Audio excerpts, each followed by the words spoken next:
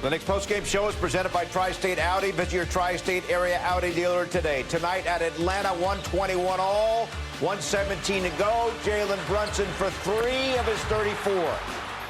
About 30 seconds to go. The Knicks are down 1. OG Anunoby coming up huge down the stretch. He had 10 rebounds, 1 there, drew a foul, made both free throws. So 9.9 to go. Atlanta down 1, and Anunoby with the defensive play of the night makes a steal, and the Knicks hang on to win in Atlanta. Final score 128 to 125. Great to have you with us from our Delta MSG studios. Bill Pidto along with Wally Szczerbiak. So these games continue to be one exciting affair after another, except this time it was the Knicks who held the lead, lost the lead. They were up by 18 in the third quarter, but they were able to prevail down the stretch. That's a huge win. It's not easy to win on the road in the NBA. This Atlanta Hawks team came in struggling, losing 5 in a row. They wanted to get this win really bad, but in order to win games in the NBA, you have to make the key plays down the stretch. The Knicks have Mr. Clutch from last year. Jalen Brunson made a huge shot, and then when it comes to getting a stop, when you really need it, Bridges and OG Anunoby seem to always come through for this squad. What a performance, what a win. They just continue to find a way, multiple guys stepping up. So Brunson had a run there down the stretch where he made 7 straight points, and then it was Anunoby making 4 straight free throws, and that was the difference. We're going to show his key play on defense in the highlights and later on the Wally wall. But as you said, the Knicks just made, again, I go back to that line about Eric Spoelstra saying about the Knicks. They have a collective will to win. They do, and you're seeing it. Karl Anthony Towns, 36 points. OG Anunoby wasn't really involved in the offense much all day, but didn't let that get him down. How about Okongwu just raining threes? Him and Nickeil Alexander-Walker were just wet from deep. That one was a money, big-time bucket right there. Step back, nothing but net. Then JB turns the ball over, up 1. So Alexander-Walker gets that bucket. Atlanta actually takes the lead. Brunson misses, but look at this. Give me that rebound. That's a grown man rebound by OG Anunoby. He fouls out Okongwu on that play, hits both free throws. So now it's a 1-point lead for the Knicks. And then Anunoby is going to swoop up a careless play. In this play, not good defense by the Knicks. You escape with a victory because Alexander Walker got an outstanding look. The Knicks were up 3 at that point, so that could have sent it to overtime. You take them however you get them. You bank the wins on the road, and you move on to New Orleans. Alexander Walker, before that miss, had made 5 threes. And it was wide open, as you mentioned, for a potential overtime. Look at the rebounding differential. That was one of the keys to the game. Knicks 56, Atlanta 38. We talked about it in the pregame. We talked about it at halftime. Atlanta just doesn't have a big. KP is out. He's not healthy. And they just got decimated. And it was Anunoby there on the offensive board, down 1 with the biggest offensive rebound, the biggest rebound of the entire game. Massive rebounds. And rebounding is becoming a really important part of the game. There was a time where teams like Golden State would play Draymond Green at the center and get away with it. That's not really happening anymore. There's an influx of really dominant big men. You need guys that can clean the glass because those extra possessions, they're so valuable in today's NBA. We talked about Josh Hart being out. That was the first thing we talked about in the pregame show. As a starter, with him starting, the Knicks are 11-3. Couldn't play tonight because of the bad ankle. What was Mike Brown going to do? No Landry Shamet, no Deuce McBride, no Josh Hart. He goes to Kevin McCullough, who had 35 career minutes, Wally, before tonight. 7 career games before tonight, and he goes for 13 points and 8 rebounds in playing time of 23-29. Outstanding. And in the Christmas game, Kolek and Clarkson combined for 41 points. Today they combined for 5. So they needed someone else to step up on that bench. And who did? Kevin McCullough Jr. He was just waiting for his moment to get the opportunity. Coach was putting him in here and there to seeing if he was locked in mentally the last couple games, and he was, defensively especially, and then you just saw the floodgates open. This guy has a ton of game. I'm telling you, going back to his career in college, he was a 3rd-team All-American. He could do it all. He was known for his defense. He could really shoot the basketball. He's been riddled with injuries to start his NBA career, but he's put the work in to get himself healthy. The coaches have seen him show that he's healthy, and look at these shots that he made. I mean, just huge contributions, and not just scoring. He's a rebounding machine. He played the 4 a little bit in college, so he's not afraid of contact and rebounding. Built the box score like Josh Hart in 23 minutes, and he's going to have to continue to do this with Josh Hart out of the lineup because they need a Swiss Army type glue guy like a Kevin McCullough that does all those little things to help you win. We should also mention Mo Diawara's second career start. Got in there because Hart didn't play tonight, and he had 5 points and 5 rebounds. As we now bring in Monica McNutt, help call the game on the radio on ESPN New York. Monica, I think we got to give some credit to the coaching staff. Whoever they turn to seems to be ready. We've seen excellent moments from Trey Jemison this year. Huck Porty has obviously come through at times. We all know about Tyler Kolek. And tonight it was McCullough Jr. and also a pretty good contribution from Diawara in the starting 5. So OG Anunoby was our post-game interview for the radio, and shout out to Pat O'Keefe. He asked OG Anunoby about Kevin's performance tonight, and OG's response was, we're not surprised. We see him do that every day in practice. We know how hard he's working. He just needed an opportunity to show it. And I think we all know how matter-of-fact OG Anunoby is, but is it that simple, right? I don't think simple, sometimes it gets confused for easy, but it is simple in terms of Kevin McCullough Jr. being absolutely ready when his number was called. Now, one detail I will call out that I think is really important as we're seeing younger guys get more opportunity. After his first few minutes in the ballgame, the first time out, assistant coach Rick Brunson had a moment with him. You could tell that it was one of those, hey, take a deep breath, encouragement moments. You got this. And then he proceeded to go on and have a terrific game, guys. And it wasn't about his scoring first. It was about the way that he was creating additional opportunities for the Knicks with his defense and his rebounding. Yeah, I'm with you, Monica. It all starts with his locked-in focus on the defense and rebounding end of the floor. Mike Brown demands excellence and professionalism. He doesn't care if the shots go in. He knows eventually the shots are going to go in. He doesn't want to see mistakes on that defensive end of the floor. He wants to see you locked in mentally. McCullough Jr. was, and then the shots started to fall, and he filled the box score, and it was fun to watch. Monica, Karl Anthony Towns, 36 and 16, also tied a career high with 17 made free throws. He was 17 of 18 from the line. Man, they needed him to score, and he was able to do that tonight. The first, 3 out of the first 5 possessions were calling Karl Anthony Towns' number, and I love the way that Mike Brown and his staff decided to set the tone in this ballgame in that way. Guys, one of the things that Quinn Snyder said pregame was that you'd have to figure out how to deal, his Hawks team, would have to figure out how to deal with Robinson and Towns, and so it was evident early that the Hawks didn't have an answer for Karl Anthony Towns, and I love the physicality that he was willing to play with tonight. And then to your point, Pidto, to make the Hawks pay for every foul, 17 of 18 from the free throw line is outstanding. The Hawks shot 27 free throws as a team. Towns got 18 on his own. Yeah, Karl Anthony Towns. That means, Monica, that means the other team can't guard you. When you're getting to the free throw line, just not happening tonight. Got no matchup for Karl Anthony Towns. We're going to have to try to play small to make him chase people around at the three-point line. It kind of worked for part of the game, but whenever he wanted to score, he just had a height advantage, a strength advantage, and dominated the interior in the paint. And he also 16 rebounds. Let's not forget, 16 rebounds. That is a massive number. And, Monica, so much for the Trae Young / Jalen Brunson matchup. Brunson went for 34. Trae Young, 2 of 10 from the floor, had only 9 points.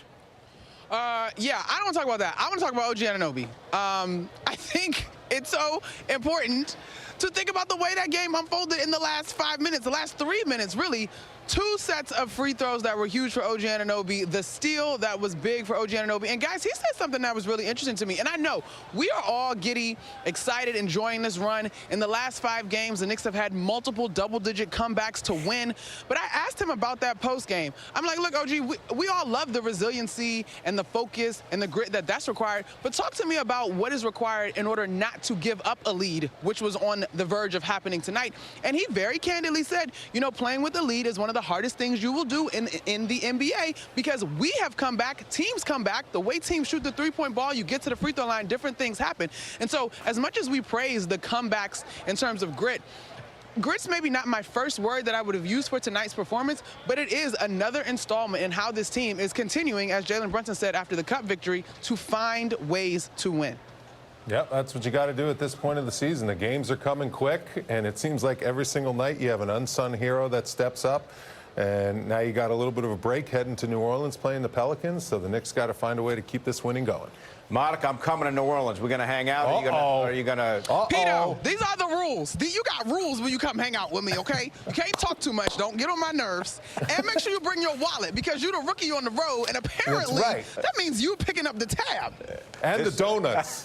Make sure he brings the donuts. You got to get beignets first thing in the morning. Set your alarm. It's all the hazing. All right. On second thought, Monica, I won't be seeing you in New Orleans, okay? We'll see you. Have a good trip there. We'll see you. Mike Brown's post-game comments are coming up. Also, Wally from the Wally Wall breaking down key plays from the final stages. Browns Knicks are now 22-9. Stay with us, everybody. The Knicks post-game show is presented by Audi. Visit your Tri-State Audi dealer today.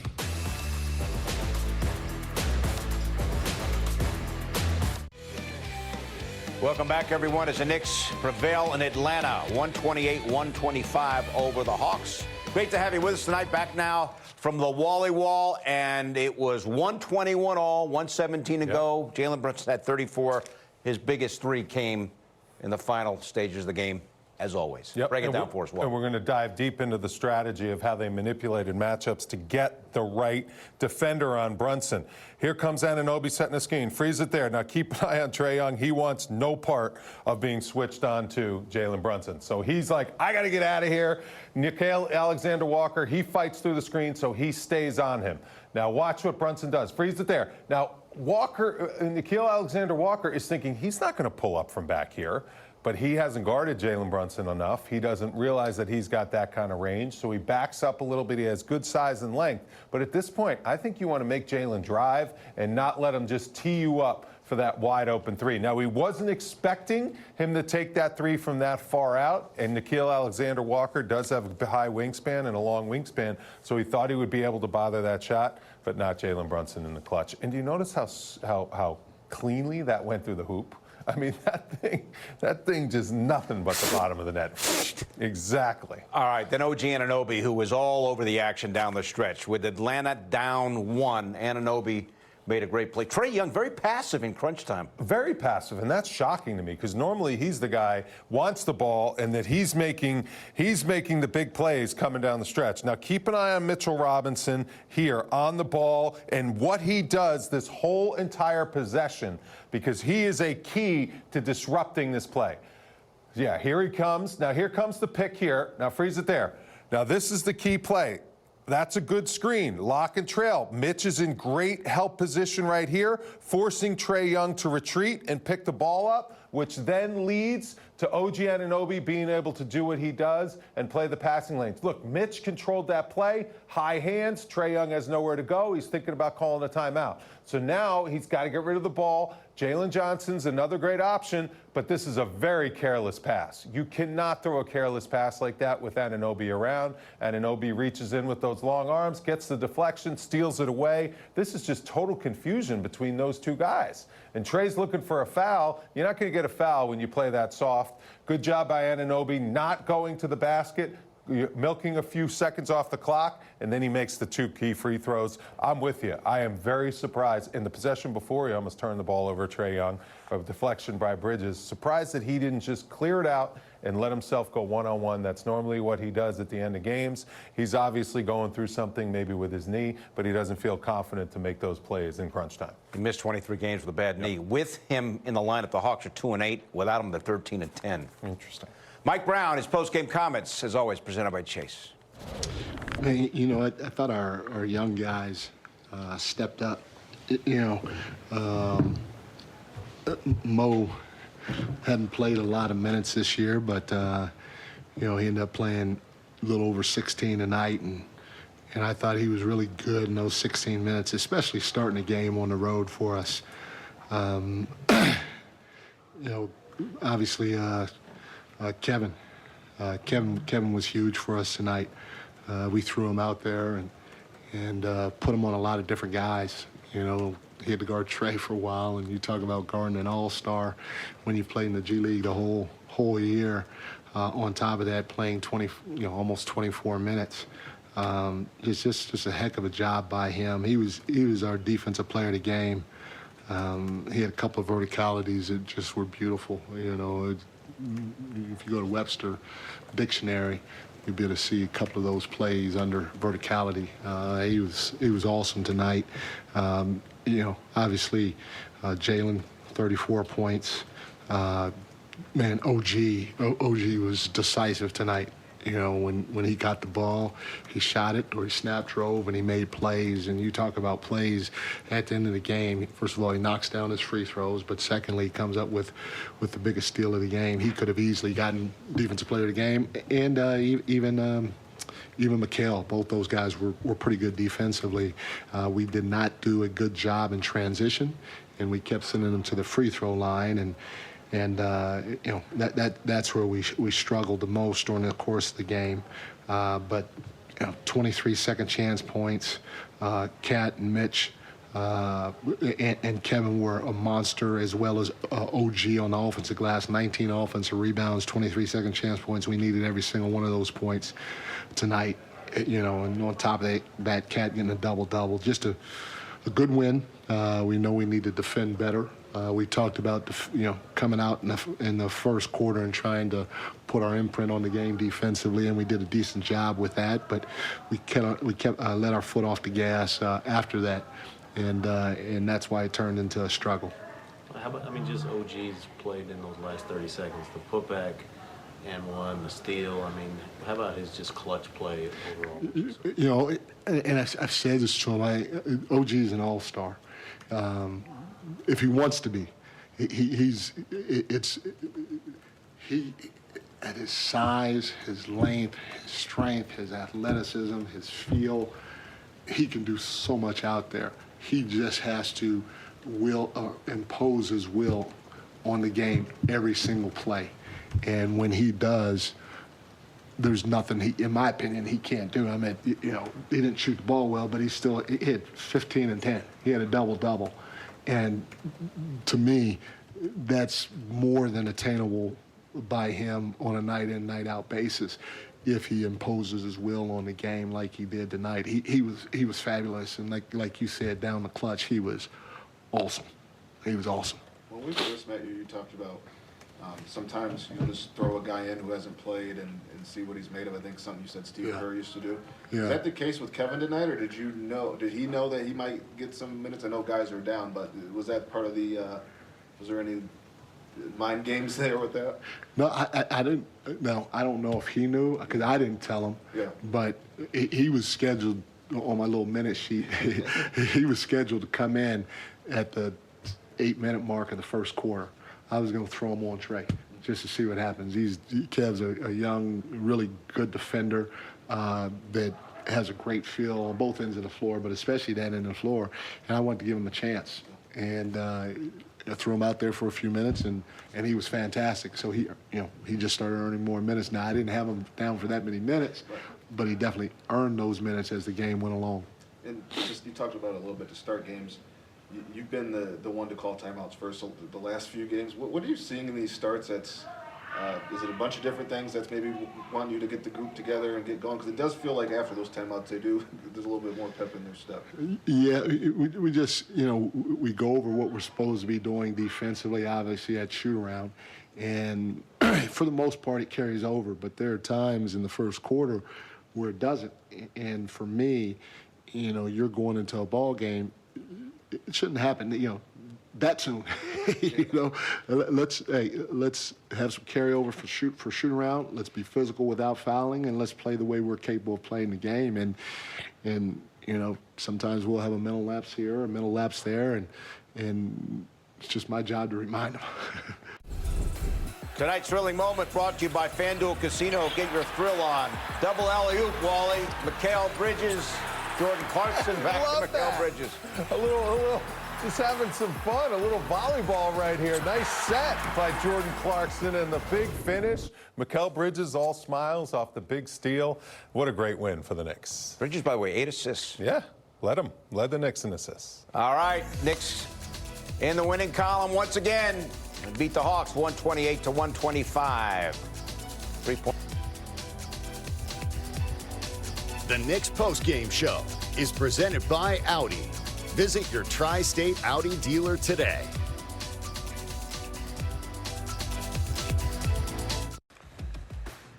Welcome back. 2 more games for the Knicks in 2025 at New Orleans Monday, and then New Year's Eve at the Spurs, and then they're home for Atlanta again and Philadelphia on January 2nd and January 3rd. We're back with more right after this. Stay with us, everybody.